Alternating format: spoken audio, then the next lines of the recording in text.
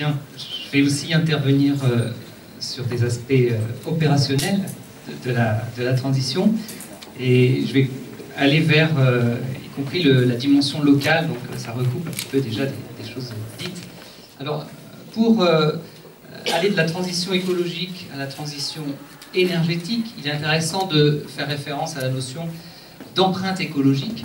L'empreinte écologique, c'est ce qui permet de comparer l'impact de différentes activités en ramenant cet impact à une unité commune. Il se trouve que c'est une surface, toutes choses égales par ailleurs, soit de terre, soit de mer. Et c'est ce qui a permis de montrer qu'il nous fallait 4-5 planètes pour fournir les ressources nécessaires si on suit notre activité actuelle. Donc on voit bien l'impasse dans laquelle on se situe. Ce qui est plus intéressant, c'est de voir l'impact énergétique dans cette empreinte écologique, puisque c'est justement l'empreinte carbone qui est pour moitié responsable. Si on y ajoute l'empreinte liée au bois énergie, au nucléaire, donc on voit qu'on atteint une part prépondérante. Et donc c'est bien sur ces aspects énergie qu'il faut travailler en priorité, sans exclure évidemment l'empreinte des champs cultivés, et donc la dimension agricole. L'association Négawatt, dont on parlait, a travaillé sur des scénarios, des chemins possibles, à partir donc d'une étude conduite par des citoyens spécialistes de domaine, et donc en commun, on peut commencer à travailler, à formuler des propositions qui tiennent la route, et qui sont même des propositions étudiées dans le cadre du débat national sur la transition énergétique, donc au même titre que des scénarios comme le CNRS, etc. Donc on voit qu'il est possible de faire du travail, et dans le cas du scénario Négawatt, c'est un scénario qui non seulement considère la dimension énergétique, mais y compris la dimension alimentaire et agricole, puisque des travaux issus d'un bureau d'études associatif qui s'appelle Solagro, et qui a travaillé sur un scénario agriculture à l'horizon 2050, qui s'appelle AFTER, eh bien, ont été intégrés aussi dans ces travaux.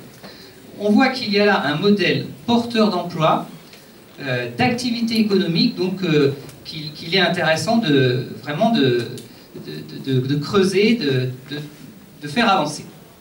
Quels sont les leviers? Alors, je vais aller vite là-dessus, parce que on connaît bien, donc si on applique la sobriété énergétique, l'efficacité énergétique, et on développe les renouvelables, je m'arrêterai peut-être juste un peu sur la sobriété, parce que c'est peut-être la dimension la moins connue, et sur laquelle il faut vraiment être clair entre nous. L'association a travaillé sur la sobriété dimensionnelle. À quoi bon avoir des écrans géants, chacun chez nous, etc. Donc on voit bien la démesure de certaines consommations. La sobriété d'usage, qui est le fait de ne pas laisser en route des ordinateurs en permanence, alors qu'on ne les utilise pas. Donc quand on regarde autour de nous, les gaspillages énormes. Et la sobriété, plus intéressante encore, d'organisation, qui permet, en se regroupant collectivement à l'échelle locale, surtout de quartier, d'éviter des consommations énergétiques. Donc on voit qu'il y a là des idées auxquelles il faut contribuer, chacun dans nos secteurs, et donc très intéressantes. La rénovation des bâtiments, les transports en commun, les énergies renouvelables, donc tout cela est bien connu. Je vais très vite, puisque ici vous êtes connaisseurs. Je voudrais avancer sur la mise en œuvre dans les politiques publiques. Ça a été un petit peu commencé avec l'intervention de Lucille. On voit que l'expertise indépendante de citoyens engagés permet de tracer des chemins. Les acteurs de la transition, c'est des regroupements locaux, mais y compris des réseaux d'artisans, par exemple, parce que si on prend l'exemple de la rénovation du bâtiment, pour laquelle il va falloir être très très actif, c'est le premier point au niveau énergétique, eh bien il est nécessaire de pouvoir proposer des solutions efficaces, effectives. Et aujourd'hui, c'est une difficulté de réaliser ces regroupements d'artisans qui proposent des formules toutes prêtes à l'emploi. L'action volontaire, concertée, on voit aujourd'hui que les dispositions, par exemple issues de la loi Grenelle, font état de créer son schéma régional air, énergie, climat, son plan local. C'est bien, il faut de la concertation, mais il faut aller plus loin.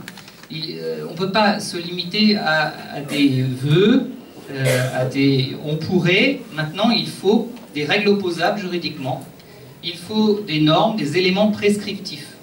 Donc moi je pense que pour les échéances à venir, on sait qu'il y a des élections locales l'année prochaine, l'année suivante, avancer vers des élus qui ne soient pas des élus transversaux à la transition énergétique, par exemple, ou transition écologique. On en voit beaucoup dans le paysage, y compris pour les écolos, mais des élus aux politiques sectorielles fortes, urbanisme, logement, distribution des réseaux énergétiques, par exemple, où on peut, dans les cahiers des charges de concession, dans les PDU, pour les aspects transport, dans les PLU, traduire en éléments prescriptifs ce que l'on veut faire avancer. Ça, c'est, je pense, très important si on veut que les choses avancent, parce qu'on ne va pas pouvoir se contenter d'actions concertées, volontaires, éternellement. Il faut que l'on agisse, même s'il y a des valeurs d'exemple pour des réalisations publiques intéressantes, écoquartiers, etc. Je termine en disant que il serait bon que les collectivités locales disposent de compétences renforcées, avec une autorité organisatrice pour l'énergie, par exemple. Comme c'est déjà le cas dans les transports, eh bien, référons-nous à ce qui se passe dans les transports collectifs pour dupliquer en matière énergétique. Une gestion intégrée multi-réseau, une gestion directe des réseaux par les collectivités, voilà des propositions concrètes qui permettent de donner des outils aux représentants locaux, aux élus, pour avancer la transition. La transition écologique, c'est un enjeu territorial, social. On a des méthodes, des outils, et maintenant passons à la mise en œuvre.